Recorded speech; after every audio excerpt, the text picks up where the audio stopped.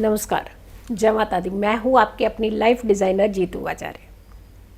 फागुन मास के कृष्ण पक्ष की एकादशी को विजया एकादशी कहते हैं। अब विजया से ही आपको पता चल जाता है कि हर काम में विजय प्राप्त होना। हम अपनी ज़िंदगी में कई बार हार जाते हैं। कोई ऐसी सिचुएशन आपकी ज़िंदगी में आ जाती है जहाँ से लगता है कोई रास्ता आपके लिए नहीं बना और रास्ता आपको आपकी मंजिल तक नहीं पहुँचा रहा है। लेकिन कहते हैं जब विजया एकादशी, फागुन मास तो वैसे भी बहुत ही पवित्र मास कहा जाता है, पवित्र महीना कहा जाता है, खुशियों का महीना कहा जाता है और ये उत्सवों का महीना भी आता है। बहुत सारे त्यौहार जो होते हैं इस महीने में होते हैं। लेकिन जब हम विजया एकादशी की बात करते हैं, क्योंकि एकादशी वैसे तो व्रत बहुत कठिन होता है, तपस्या का व्रत माना जाता है और पुराणों में इनका जिक्र भी है। हर एकादशी अपने आप में महत्वपूर्ण होती है, लेकिन फागुन मास में कृष्ण पक्ष की ये जो एकादशी होती है विजया एकादशी, ये आपके लिए बहुत सारी समस्याओं के समाधान निकालने वाली एकादशी होती है। कहते हैं कि हम लोग बहुत सारे कोई काम ऐसे होते हैं जो उलझ जाते हैं, यानी काम तो बड़े साधारण तरीके से हमने शुरू किया था लेकिन वो इतना उलझ गया, इतना कॉम्प्लिकेटेड हो गया कि उस कार्य को पूर्ण करने में कई सारी दिक्कतों का सामना करना पड़ता है। अब कितना कठिन हो सकता है, जितना भी कठिन रहे कोई भी कार्य, लेकिन कार्य तो कभी पूर्ण होगा। लेकिन जो कार्य आसानी से पूर्ण हो जाए तो उसकी तो बात ही अलग हो जाती है, आनंद ही अलग होता है। लेकिन जो कार्य बहुत कठिनाइयों के बाद पूरा होता है तो उसकी वैल्यू बड़ी होती है। मतलब एक तरफ जो काम आपका आसानी से पूरा हो जाता है उसमें आनंद आता है आपको कि बहुत मन सुकून होता है, बहुत अच्छा हो गया, हमारा कार्य बहुत अच्छे से हो गया। लेकिन जिस कार्य के लिए आपने बहुत मेहनत की होती है ना, पल पल उसके प्रति आपको बहुत अटेंटिव रहने की ज़रूरत पड़ी, उसके लिए भाग दौड़ करनी पड़ी, उसके लिए इन्वेस्टमेंट करनी पड़ी, अपना बहुमूल्य समय जो है वो लगाना पड़ा, तो उस कार्य के साथ एक अलग सा प्यार हो जाता है। ऐसे लगता है कि हमने इसे बहुत मुश्किल से पाया। जो चीज़ आसानी से नहीं मिलती है ना उसकी वैल्यू बहुत ज़्यादा होती है, और जो चीज़ आसानी से मिल जाती है तो उसकी वैल्यू ज़्यादा नहीं होती। तो कठिन कार्य, कठिन से कठिन कार्य, मतलब एक कठिन नहीं, डबल कठिन, कठिन से कठिन कार्य भी कहते हैं विजया एकादशी का व्रत रखने से पूर्ण हो जाता है। अब ये डिपेंड करता है कि आस्था कितनी है आपके ऊपर, क्योंकि मेन चीज़ होती है कि आस्था, आपका रुझान, आपका समर्पण कितना है। दूसरी बात आती है कि हर व्यक्ति आजकल परेशान है अपने एनिमीज से, शत्रुओं से। यानी सीढ़ियां तो चढ़ रहे हैं, पीछे एक टांग खींचने वाले भी हैं। इतनी मुश्किल से, इतनी मशक्कत के साथ कुछ सीढ़ियां चढ़ी तो टांग खींच के फिर जीरो पे खड़े कर दिया। लेकिन आपको क्या लगता है कि शत्रु आपकी टांग खींच रहे हैं, क्या शत्रुओं को ढेर करने वाला कोई नहीं है क्या? तभी कहते हैं कि ऊपर वाले की लाठी में आवाज़ नहीं होती।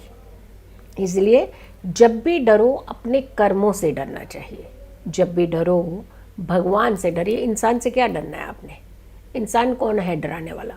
भगवान के प्रति आपका सही समर्पण, और ख़ास करके अगर आपको लगता है कि आपके शत्रु आपको तंग करते हैं, परेशान करते हैं, आपकी ज़िंदगी में अड़चने पैदा करते हैं, पीछा नहीं छोड़ रहे हैं, कहीं आगे बढ़ने नहीं दे रहे हैं, आपके सुखों से परेशान हो जाते हैं, तो आपने विजया एकादशी का व्रत रखना है। और मान लीजिए आप विजया एकादशी का व्रत नहीं रख पा रहे हैं तो आपको क्या करना चाहिए? और ये व्रत किस दिन रखें? ये 16 फरवरी को पड़ेगा व्रत, यानी 2023 16 फरवरी को है विजया एकादशी व्रत, जहाँ भगवान विष्णु की आराधना की जाती है। और भगवान विष्णु की आराधना से आप अपने कठिन से कठिन कार्य पूर्ण भी कर सकते हैं और अपने शत्रुओं को अपने जीवन से दूर कर सकते हैं। अब शत्रुओं का हम तो क्या बिगाड़ेंगे या आप क्या बिगाड़ेंगे या कौन क्या बिगाड़ेगा, नहीं ज़रूरत है, क्योंकि उनकी तरफ वो इतना अस्तित्व ही नहीं रखते हैं, वो इतनी वैल्यू ही नहीं रखते हैं कि उनकी तरफ ध्यान दिया जाए। जो आपके शत्रु हैं उनकी तरफ ध्यान देने की क्या ज़रूरत है, लेकिन अपने कर्मों में कुछ ऐसी चीज़ें और एंटर कर दीजिए कि शत्रु खुद ही परेशान रहे, अलग से रहे, पीछे ही रहे, उनका ध्यान, उनका रुझान कहीं और हो जाए, आपका पीछा एटलीस्ट छोड़ दे। तो सबसे अच्छा होता है अच्छे कर्मों को करना और अपनी एनर्जीज़ को पॉजिटिव करना। दूसरा कहते हैं ये मोक्ष की एकादशी भी होती है।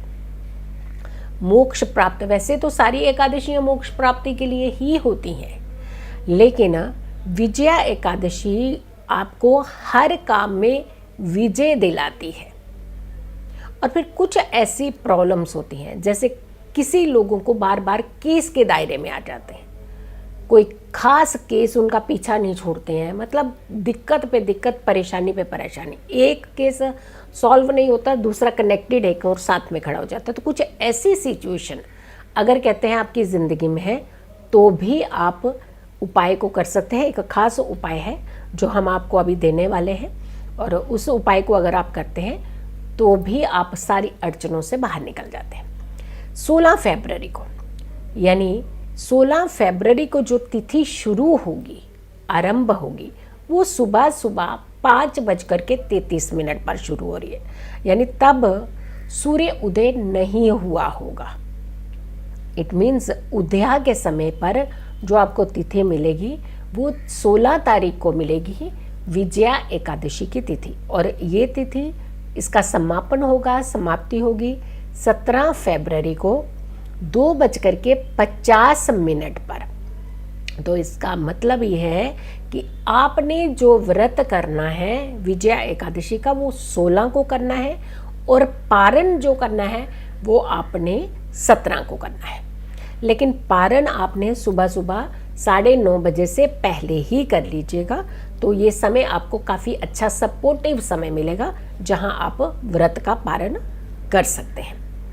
अब दूसरी बात आती है कि हमें जब इन सारी समस्याओं से निकलना है तो हमें क्या करना चाहिए। व्रत का पालन तो डेफिनेटली करना चाहिए, और वो सूर्य अस्त, जब पहले दिन का सूर्य अस्त होता है वहाँ से शुरुआत कर दीजिएगा नियमों का पालन करना, यानी तामसिक चीज़ें उसी के बाद से ही नहीं। तामसिक मीन्स प्याज लहसुन भी नहीं। बहुत सारे लोग हैं तो उसके बाद भी रात के 10-11 बजे 12 बजे पार्टी कर देते हैं कि सुबह हमने व्रत रखना है। 12 बजने के बाद वैसे भी दूसरा दिन लग जाता है। तो कायदे से अगर हम नियमों का पालन की बात आते हैं तो सूर्य अस्त के साथ ही शुरू हो जाता है। सूर्य ढलने के बाद, तभी पुराने ज़माने में लोग क्या कहते थे बुजुर्ग हमारे, कि सूर्य अस्त के बाद खाना भी नहीं खाते थे, वो सूर्य अस्त से पहले ही खाना कर लेते, क्योंकि डाइजेशन लेवल जो था उनका बहुत स्ट्रांग रहता था। तो कहीं कुछ नियमों का जो कंसर्न है वो जुड़ा हुआ है कुछ खास प्रकृति की चीज़ों के साथ, यानी सनसेट के बाद में हमें किसी भी तामसिक चीज़ों का वैसे इस्तेमाल नहीं करना चाहिए, लेकिन ज़्यादातर जब देखने की बात आती है तो हर कोई तामसिक चीज़ों का डिनर पे ही करते हैं इस्तेमाल। तो ध्यान रखिएगा, आप खास करके अगर व्रती हैं, आप व्रत रखते हैं तो आपको तो बिल्कुल परहेज़ करना ही चाहिए, या फिर व्रत नहीं रखिए। फिर दिखावा किस चीज़ का है? रात को 12 बजे तक डिनर किया, सुबह आप व्रत रख रहे हैं, तो ये दिखावा नहीं करना चाहिए। अपने मन को संतुष्ट करने के लिए खाली चीज़ें नहीं की जाती है कि हम सेटिस्फाइड हो गए, हमने कर दिया, हमने व्रत रख लिया, बस बहुत है। तो व्रत रखना मीन्स अपनी इंद्रियों पे कंट्रोल करना, वश करना उनके, वो तो है ही नहीं, तो फिर व्रत कहाँ का? तो इससे अच्छा भगवान का नाम ही ले लीजिए खाली। अगर आप कठिन से कठिन काम सफल कराना चाहते हैं, अगर हर तरीके के केस से निकलना चाहते हैं, या आपके एनिमीज़ से आप अपना पीछा छुड़ाना चाहते हैं, इरिटेट हो चुके हैं आप उन एनिमीज़ से, वो आप कर्मों से नहीं डरते हैं, लेकिन आपको कुछ ना कुछ ऐसा करना ही पड़ेगा जिससे वो खुद ही आपसे दूर हो जाए। ओम विष्णवे नमः कहते हैं, इस मंत्र के अंदर बड़ी शक्ति होती है, और ये मंत्र खास करके एकादशी के समय पर अगर इसका जाप किया जाता है तो इसके अंदर कई गुना ज़्यादा एनर्जी आती है, और ये एनर्जी हमेशा आपको सुरक्षित रखती है। लेकिन ये मंत्र का जाप आपने करना है, कीजिए सुबह के टाइम पे, दोपहर में भी कीजिए, शाम को भी कीजिए, लेकिन जो विधि है वो आप बता रहे। एक कागज़ लीजिए, उसके ऊपर आपने तुलसी के पत्ते लेने हैं, उनका रस निकालना है, और थोड़ा सा जल मिला करके आपने उन पत्तों के साथ तुलसी की ही कलम लेनी है, यानी लकड़ी जो होती है थोड़ी सी लकड़ी, क्योंकि कुछ लोगों का हमने पहले भी बताया था कि तुलसी सूख जाए तो क्या करना चाहिए। तो तुलसी की कलम से आपने उसी रस से ओम विष्णवे नमः 108 बार साफ कोरे कागज़ पर लिखना है और भगवान के आगे, भगवान विष्णु के आगे ये कागज़ जो है फोल्ड करके अर्पित कर देना है। किसी दुश्मन का नाम लिखने की ज़रूरत नहीं है, कुछ लोगों के तो ज़्यादा भी होते हैं ना, तो अब कितने नाम लिखेंगे आप, वहाँ सिर्फ आप भगवान विष्णु का नाम ही लिखिए। लेकिन जब आप अर्जी लगाएं, हे भगवान विष्णु हमारी सुरक्षा कीजिए और हमें दुश्मनों से सुरक्षित रखिएगा और दुश्मनों को और किसी काम में लगा दीजिए ताकि हमारी तरफ आकर के ध्यान ज़्यादा ना रखे। एक तो ये कीजिएगा। कोई आपका काम है ऐसा जो कठिन से कठिन काम है, हमने कहा कि उस नाम लेकर के आप भगवान विष्णु को एक कागज़ अर्पित कर दीजिएगा। और तीसरा, अगर आप किसी केस में उलझे हुए हैं तो भगवान विष्णु के आगे अर्जी लगा दीजिए इस कागज़ को अर्पित करते हुए, यानी एट ए टाइम पर एक ही इच्छा रखिएगा। अब ये भी नहीं कि एक कागज़ पे 108 नाम लिखे तो चलिए भगवान जी सारी इच्छाएं मेरी इसी में पूरे करते, क्योंकि हम डीलिंग बड़ी ज़्यादा करते हैं, डील बड़ी जल्दी आती है हमें करने के लिए। इतने से काम में इतना सारा 2 लड्डू चढ़ा करके हमें 50,000 की नौकरी दे दीजिए, तो ये डील नहीं करनी है। एक इच्छा आपने अपनी रखनी है, जो भी आपकी खास करके इच्छा है उससे पूर्ण हो जाए। फिर नेक्स्ट जब आएगी एकादशी व्रत तो फिर एक और उपाय बता देंगे, तो आप इस उपाय को कीजिएगा और अपनी मनोकामनाएं जो हैं वो पूर्ण करने का आशीर्वाद लीजिएगा। वीडियो को ज़्यादा से ज़्यादा लोगों तक ज़रूर पहुंचाइएगा। अगर आप लोगों ने चैनल सब्सक्राइब नहीं किया तो ज़रूर कीजिए, वीडियो शेयर कीजिए और मेरी आने वाली हर वीडियो का इंतज़ार करें। तब तक के लिए नमस्कार।